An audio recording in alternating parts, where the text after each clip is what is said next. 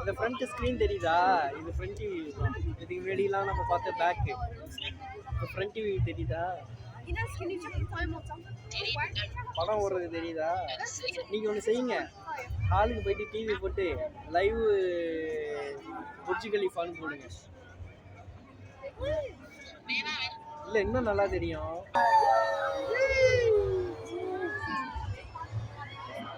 5 4